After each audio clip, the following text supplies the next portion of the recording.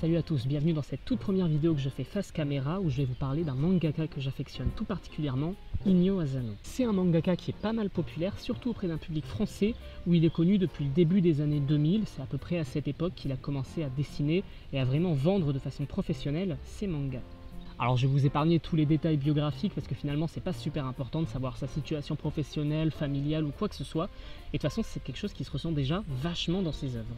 Aujourd'hui, on part à la découverte de Inyo Asano au travers de 3 de ses œuvres, parce qu'évidemment, on ne pourra pas toutes les évoquer. C'est un mangaka qui est pas mal productif, il a fait plus de 20 mangas, il me semble, alors qu'il dessine que depuis 20 ans. Il fait presque un manga par an, c'est énorme. J'ai donc dû faire une sélection et je me suis imposé 3 critères pour savoir de quel manga est-ce que j'allais vous parler aujourd'hui.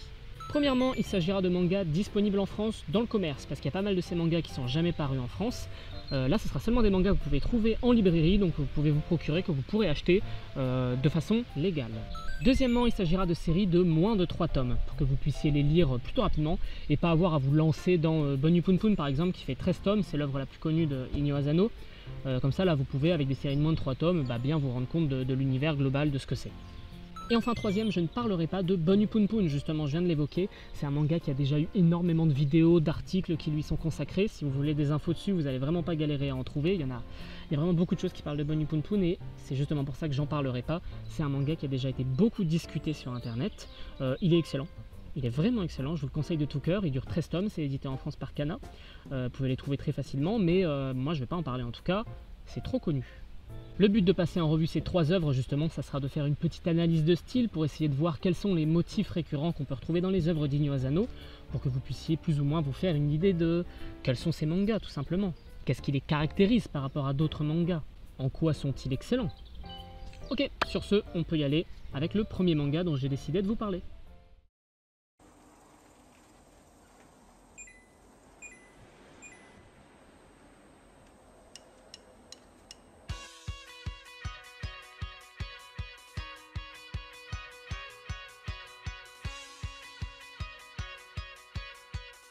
Et pour commencer, on va parler de Solanin. Vous connaissez peut-être Solanin, c'est pas très connu, mais il est ressorti en France il n'y a pas très longtemps, il me semble, dans une belle édition qui cumule les 2 tomes.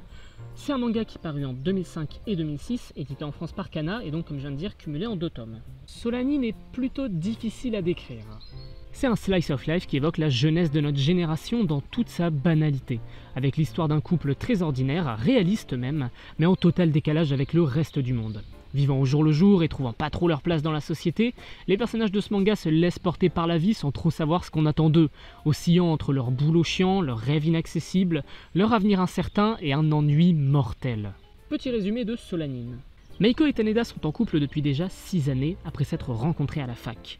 Leur appartement, leur job, leurs potes, leur quotidien de jeune adulte terriblement banal et très justement décrit. Taneda est motivé néanmoins par une chose, son groupe de musique avec ses potes du lycée. Véritable raison de vivre et surtout rêve inaccessible de démarrer une carrière musicale qu'il n'arrive pas à concrétiser.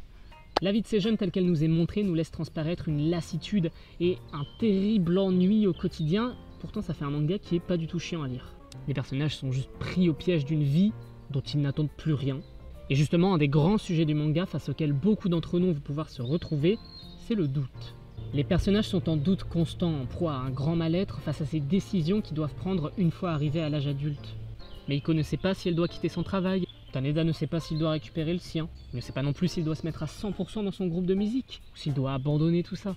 Les personnages ne savent même pas s'ils sont vraiment heureux. Ce manga dépeint vraiment des jeunes qui savent pas quoi faire de leur vie, et je pense que c'est un réalisme qui peut toucher beaucoup de monde. Des gens qui s'accrochent à leurs rêves d'enfance en glandouillant toute la journée, c'est un réalisme vraiment touchant. Ah, il y a un avion. Ah non. Niveau narration et découpage de la planche, le manga est très bien construit, c'est une vraie pépite d'or, avec de vastes cases de paysages urbains bluffants de réalisme, alternant avec quelques simples mots blancs sur fond noir pour symboliser les pensées des personnages. Le style d'Asano est également vraiment unique, rendant immédiatement les personnages attachants, arrivant à toucher du doigt avec justesse ce petit monde qui nous entoure, ce quotidien. Solanin est vraiment une pépite d'or, à lire de toute urgence. À la lecture de ce manga, on peut déjà analyser et repérer les différents axes et les différents motifs autour desquels les mangas d'Inyo Asano s'articulent. Premièrement, l'adolescence. C'est véritablement un thème qui revient souvent dans ces mangas, peut-être parce qu'il a commencé à dessiner à cette période justement. Et à la façon des jeunes de Solanine, on retrouve pas mal de personnages dans les mangas d'Inyo Asano qui sont sur ce même modèle, ce même archétype d'adolescent un peu paumé dans sa vie, qui doit prendre de grandes décisions mais qui n'a aucune idée de comment faire. C'est ainsi tout naturellement qu'on retrouve encore ce personnage d'adolescent perdu dans le deuxième manga dont j'ai décidé de vous parler, La fille de la plage.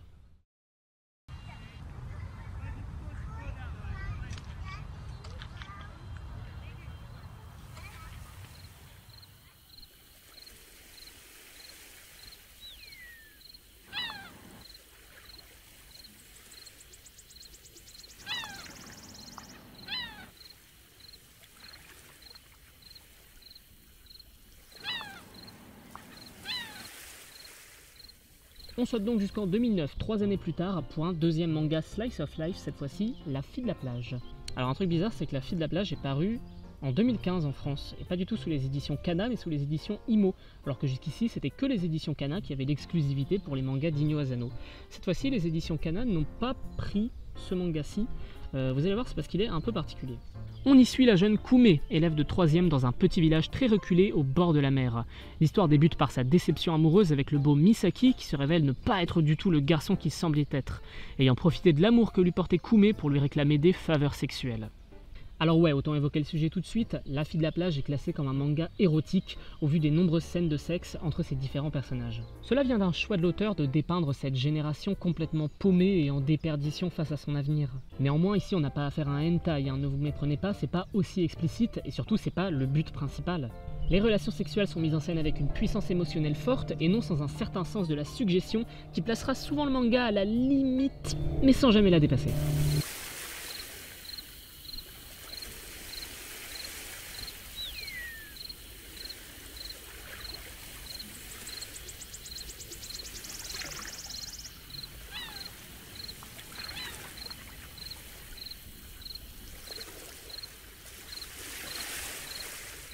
L'histoire suit donc la vie de Kume, son histoire d'amour avec le jeune Isobe et les certaines difficultés qu'ils vont devoir traverser à cet âge où ils découvrent plein de choses.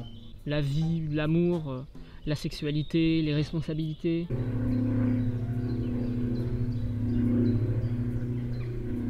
Isobe, c'est le second personnage principal du manga, et autant dire qu'il est quasi autant développé que Kume. C'est un otaku renfermé sur lui-même, qui est en proie à beaucoup de doutes et beaucoup de colère depuis la mort de son frère, suicidé après s'être fait harceler au lycée pendant des mois. Le manga fait la part belle aux émotions, qui prennent alors toute leur ampleur dans des scènes parfois difficiles à lire tant ce réalisme, à la limite du malsain, peut être percutant et plutôt amer. On se prend d'affection pour ces personnages perdus et malheureux, on se surprend même à les comprendre un tant soit peu dans leurs actions désespérées. Ce manga percute, il n'a pas peur d'être brut et de présenter une réalité de la jeunesse que l'on aimerait parfois ignorer. La découverte de la sexualité, les questions existentielles sur la vie, l'amour, les responsabilités, la jalousie, l'orientation sexuelle, entre autres. Niveau dessin, il est clair qu'Asano a atteint une qualité qu'on peut dire irréprochable, avec ses doubles pages de scènes quotidiennes qui se recouvrent alors d'une puissance insoupçonnable. Le réalisme est encore poussé à ses limites avec un procédé particulier pour dessiner la mer, la numérisation puis le dessin par-dessus une photo, donnant cet aspect si particulier et intriguant aux scènes ayant pour toile de fond la mer. Réalisme graphique qui est d'ailleurs un second motif récurrent du travail d'Asano, avec beaucoup de numérisation suite à des photos prises dans différents décors. Je vous conseille chaleureusement cette lecture, bien qu'elle soit réservée à un public averti. C'est peut-être pas l'œuvre d'Asano la plus accessible, mais c'est certainement l'une des plus percutantes. Le dernier manga dont on va parler est très différent des deux autres. Errance, sorti en 2017, c'est le plus récent de tous les mangas dont on va parler. C'est un one-shot semi-autobiographique, donc en un seul tome, au travers duquel Inyo Asano lui-même plaqua ses inquiétudes, ses doutes et ses envies à propos du manga en général. On y découvre le mangaka Fukazawa, véritable reflet d'Asano lui-même, venant de terminer une longue série ayant eu un petit succès, mais ne sachant pas quoi dessiner à présent. Il s'agit une nouvelle fois d'un slice of life sur cet auteur perdu, en proie au doute. Thème déjà pleinement évoqué dans Solanine, mais avec une approche clairement différente 10 années plus tard. Ici, difficile de ne pas voir Asano lui-même à travers le personnage de Fukazawa, véritable introspection de l'auteur. Il nous livre ici un témoignage touchant à propos de sa vie et ses inquiétudes. On sent d'ailleurs ici que l'exploitation du réalisme par Asano atteint une apogée. Après avoir décrit une réalité sans artifice dans Solanine, y avoir incorporé des photos et de réels décors dans La fille de la plage, Errance va encore plus loin en rendant floue la limite même entre réalité et fiction. Ainsi, chaque case, chaque scène peut s'être véritablement passée, ce qui donne une véritable aura au manga. Seul l'auteur sait ce qui est réel et ce qui ne l'est pas. Sans entrer dans le spoil, le personnage principal connaîtra une rupture avec sa femme, la perte de ses assistants et tout un tas de difficultés confortant le personnage à ses propres choix de vie. On note également une présence importante des réseaux sociaux, utilisés par l'auteur pour partager avec ses fans, encore une fois augmentant le réalisme de cette œuvre. Un autre élément notable dans Errance, c'est sa qualité graphique, irréprochable. On sent que le trait d'Asano a évolué en ces 10 années. Les ombres sont plus soulignées, les visages moins rondelés, on a même un certain changement de style qui plaira pas forcément à tout le monde. Les personnages quant à eux sont parfois un peu plus grotesques, avec des traits plus appuyés qu'à l'accoutumée, ce qui est de plus en plus fréquent avec les mangas récents de l'auteur. Errance se focalise entièrement sur son personnage principal, cet adulte cynique qui est en train de perdre pied dans sa vie. Je pense que ça peut être intéressant de lire Errance, mais après avoir lu certains autres mangas d'Inyo Asano, comme Solanine ou La fille de la plage par exemple, pour la simple et bonne raison que Errance évoque directement Asano lui-même. Et ça peut être donc quand même plutôt intéressant d'avoir une certaine connaissance de l'auteur avant de se lancer dans cette lecture. Je trouve les mangas d'Inyo Asano excellents. Ils arrivent à toucher du doigt une réalité face auquel beaucoup d'entre nous se retrouvent. Comme par exemple toutes sortes de dilemmes adolescents mis sur dessin avec un réalisme époustouflant. Bien qu'ici je n'ai parlé que de 3 de ses œuvres, je vous invite fortement à aller découvrir énormément d'autres de ses mangas. Ils sont pour la grande majorité excellents. Pour découvrir cet auteur, je vous conseille également la très bonne Anthologie parue en 2017 ou 2018, je pense que c'est plutôt récent, aux éditions Kana et qui répertorie certaines histoires courtes d'Inyo Asano qui se terminent en 1 ou 2 chapitres souvent et qui vont vous permettre d'entrer dans cet univers vraiment facilement. C'est des histoires courtes qui jusqu'ici n'étaient jamais parues en France, donc foncez, c'est vraiment excellent. Voilà, c'était ma petite vidéo sur Inyo Asano, j'espère que je vous ai permis de découvrir ce mangaka si vous ne le connaissiez pas encore, ou de le redécouvrir si vous le connaissiez déjà. N'hésitez pas à me dire ce que vous en avez pensé dans les commentaires, je les lis tous sans exception, et puis je vous dis à très vite pour une prochaine vidéo. Bye.